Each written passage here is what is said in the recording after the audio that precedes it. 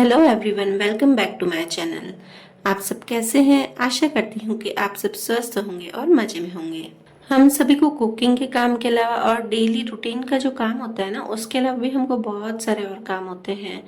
पर सारे काम जो होते हैं वो डेली नहीं हो पाते हैं, क्योंकि घर के कामों में ही बहुत सारा टाइम लग जाता है। जो भी हमारे एक्स्ट्रा काम होते हैं ना, उसके लिए हमको क्या करना चाहिए कि हमको सुबह सुबह उठ के टारगेट बना लेना चाहिए कि आज हम ये वाला काम कंप्लीट करेंगे। अगर हम पहले से ही सोच के रख देंगे ना कि हम डेली रूटीन के काम के अलावा भी ये वाला काम कंप्लीट कर देंगे, तो वो काम हमारा अच्छे से पूरा हो जाता है। या फिर हमें ये टारगेट बना लेना चाहिए या फिर सोच कर रख देना चाहिए कि आने वाले 10 दिन में या आने वाले 7-8 दिन में हमें ये काम कैसे भी करके पूरा कर लेना है।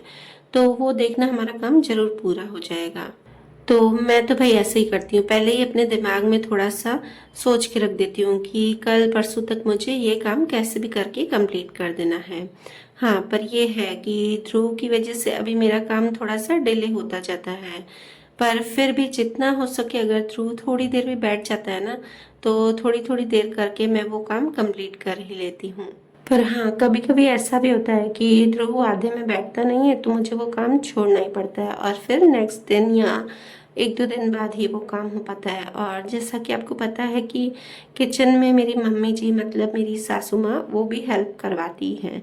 वो भी खाना बना लेती है, तो जिस दिन वो खाना बनाते हैं तो उस दिन मेरा एक्स्ट्रा काम बहुत सारा हो जाता है।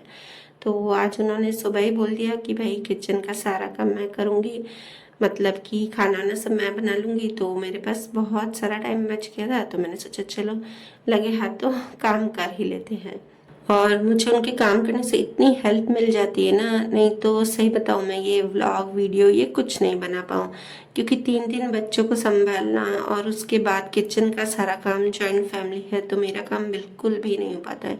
पर वो काम करवाती ना तो मुझे काफ़ी हेल्प मिल जाती है। और मेरे हस्बैंड हैं वो भी बहुत ही हेल्पफुल है, मतलब कि अगर रात को आएंगे तो ध्रुव को संभाल लेते हैं, या फिर सुबह उठ जाते हैं तो शॉप पे उनका जाना 10:30-11 बजे होता है, तो इतनी देर कई बार वो संभाल लेते हैं अगर मुझे काम रहता है तो। बोलते हैं ना कि फैमिली अगर साथ हो ना तो हम सब कुछ कर सकते हैं। बस मेरे साथ भी यही है कि मेरी पूरी फैमिली मेरे साथ है, मेरे बच्चे साथ हैं। मुझे अनन्या काफ़ी साथ देती है ध्रुव को पकड़वाने में, उसको संभालने में, तो मुझे उससे भी बहुत ज़्यादा हेल्प मिल जाती है। और सही बताऊं कि जब समर वेकेशन थी या अभी भी कभी भी छुट्टी का टाइम होता है ना, तो सबसे ज़्यादा मुझे हेल्प अनन्या ही करती है, क्योंकि वो ध्रुव को बहुत संभालती है। तो सबसे बड़ी हेल्प मेरे लिए वही लगती है, क्योंकि काम करना इतना मुझे हार्ड नहीं लगता है, पर ध्रुव थोड़ा सा नॉटी है तो उसे संभालना ही हमें मुश्किल हो जाता है। तो मैं अच्छे से व्लॉग शूट कर पाती हूँ, नहीं तो मैं बिल्कुल भी व्लॉग शूट नहीं कर पाती।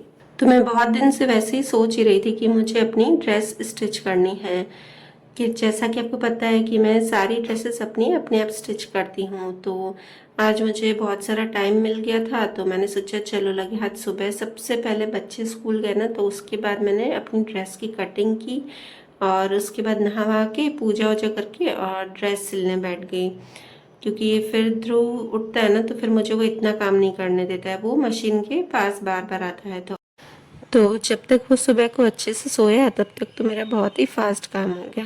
फिर जब वो उठा तो उसको खिलाते खिलाते बार बार और फिर काम कर रही थी। और मेरी हैबिट है, जब भी मैं कोई काम करती हूँ ना तो साथ साथ में ध्रुव से बातें करती रहती हूँ, ताकि उसे लगे कि मैं उसके साथ खेल रही हूँ। तो वो मुझे ज़्यादा डिस्टर्ब भी नहीं करता है किसी काम में और इजीली करने देता है। तो चलिए, मेरा यहाँ पे काम हो गया, पूरी स्टिचिंग हो गई है। अब बस वो आ गया है तो अब उसका काम है। और बस वही शाम को उठकर चाय पी के और दृष्टि को कोचिंग छोड़ के आई, और फिर आने के बाद मैंने बच्चों के रूम के स्टडिंग टेबल का कवर मैंने बहुत दिनों से निकाल रखा था, तो बस उसे धो लेती हूँ। जैसे मुझे धोना था, डेली डस्टिंग तो होती है पर डस्टिंग में कवर इतने अच्छे से साफ नहीं होता है, उसके जो छोटे छोटे से छेद होते हैं ना, तो उसमें डस्ट थोड़ी सी रह ही जाती है, क्योंकि उनके रूम की विंडो लगभग पूरा दिन खुली रहती है। तो मैंने सोचा चलो लगे हाथों अब इससे भी धो लेते हैं। और ये जो प्लास्टिक शीट है ना वो इतनी यूज़फुल है, क्योंकि बच्चों के रूम की जो स्टडिंग टेबल है ना वो एकदम वाइट है, तो बच्चों के पेन के निशान उस पर लग जाते हैं ना तो वो उतरते भी नहीं है। और इसे वॉश करना भी एकदम इजी है, और सुखाने जाए ना तो ये सूख भी जल्दी जाते हैं।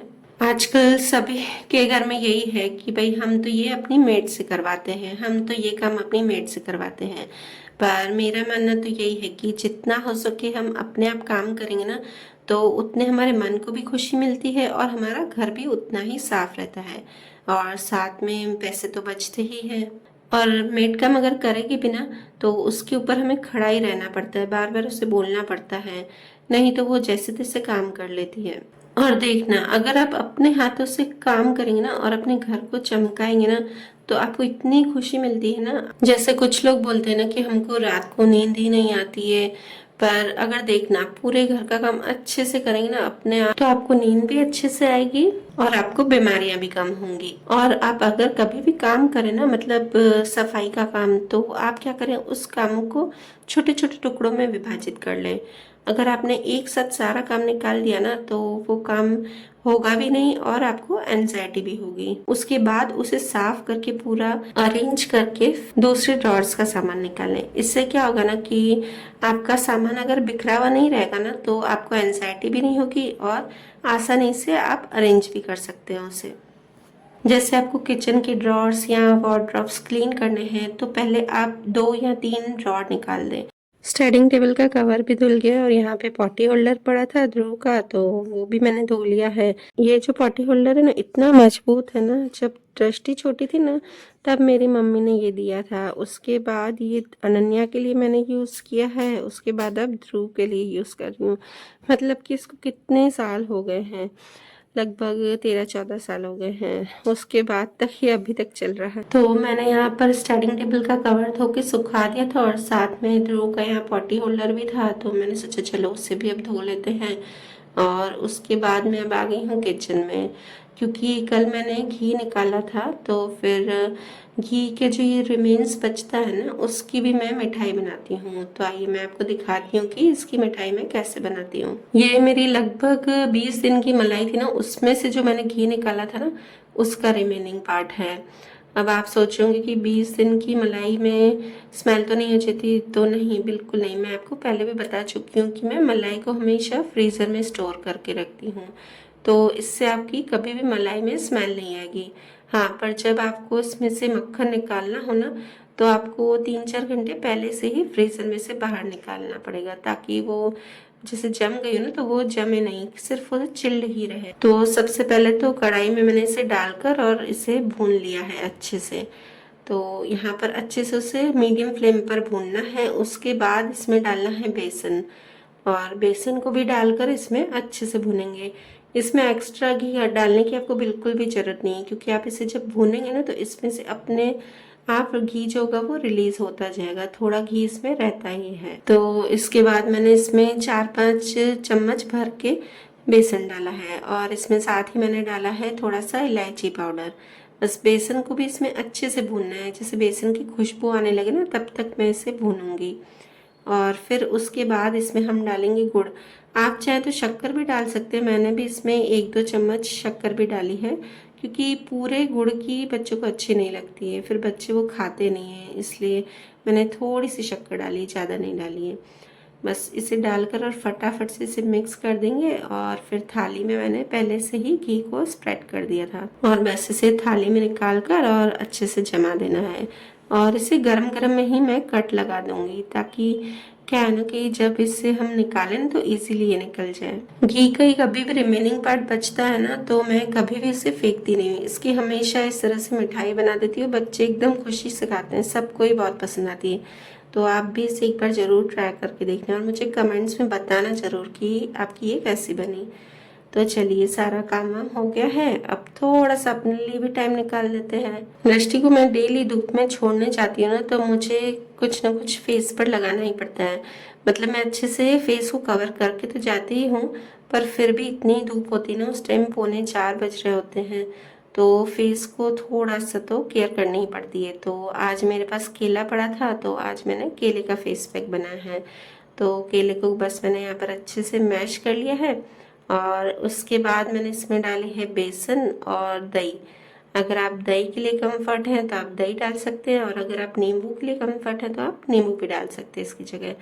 और फिर थोड़ा सा इसमें मैंने रोज़ वाटर भी ऐड कर दिया है। बस इसे अब मिक्स करके और मैं फेस पर लगा दूंगी। पहले मैं बहुत बारी ऐसा करती थी कि सोचती थी कि सारा काम कर लूँ और फिर रात को जब सोने जाऊँ ना उसके बाद मैं स्किन केयर करूँगी, पर रात को फिर इतना थक जाती हूँ ना तो फिर रात को स्किन केयर हो ही नहीं पाती है। फिर सोचती हूँ कि चलो यार अब सोने का टाइम मिल गया है तो सो जाते हैं, फिर ध्रुव उठ जाएगा तो सब रह जाएगा। पर अब बीच बीच में अगर मुझे 5-10 मिनट भी मिल जाते हैं ना तो मैं फटाफट से फेस पैक बनाकर कोई भी और फेस पर लगा लेती हूँ। अगर आप घर पर कोई भी किचन की चीज़ों से अपना फेस पैक बनाते हैं ना तो देखना आपकी स्किन को कभी भी कोई नुकसान नहीं पहुँचेगा। और इसके बाद मैंने इसे 15 से 20 मिनट रख दिया था और उसके बाद फिर बस ये लगाकर थोड़ा थोड़ा काम करती जाती हूँ। और आइए यहाँ पर मिठाई भी मैं आपको बता देती हूँ कि कितनी अच्छी बनी है और ये सॉफ्ट भी बनती है एकदम। चलिए, तो आज बहुत सारा मेरा एक्स्ट्रा काम हो गया। मुझे जब भी एक्स्ट्रा काम बहुत सारा हो जाता है ना तो इतनी खुशी मिलती है ना कि चलो बहुत दिन का पेंडिंग काम जो मैंने सोच के रखा था ना वो हो गया है। और उसके बाद सही बताऊँ उस दिन मेरे रात की भी नींद इतनी अच्छी आती ना, मुझे चैन की नींद आती है। तो चलिए वीडियो को करती हूँ यहीं पर ही एंड। और आज मेरा सारा काम अच्छे से हो चुका है, मतलब जो हम सोचते हैं ना वो पूरे दिन में हो जाए ना काम तो बहुत ही खुशी मिलती है। तो आज ध्रुव ने जरा भी मुझे तंग नहीं किया और बिल्कुल चुप करके अच्छे बच्चे की तरह खेल रहा था। तो मेरा यहाँ पे सिलाई का जो स्टिचिंग का मेरा काम था कुर्ता भी कंप्लीट हो गया और मिठाई भी बन गई और बाकी जो एक्स्ट्रा काम थे थोड़े बहुत वो भी कंप्लीट हो गए और मैंने अपने स्किन केयर भी कर लिया। हाँ गाइस, मतलब गाइस हेलो। तो बच्चे के साथ तो खुशी मिलती ही है। तो आपको अगर मेरा आज का ब्लॉग अच्छा लगा हो तो प्लीज़ इसे लाइक ज़रूर कीजिएगा और सब्सक्राइब करके मेरे चैनल को सपोर्ट कीजिए। बाय करते, बाय गाइस, बाय गाइस बोल दो, बाय गाइस, बाय गाइस। हाँ नहीं, bye guys, bye guys, guys को बाय कर दो, गाइस को बाय कर दो जल्दी से। शर्मा नहीं, शर्मा तक नहीं, बाय गाइस।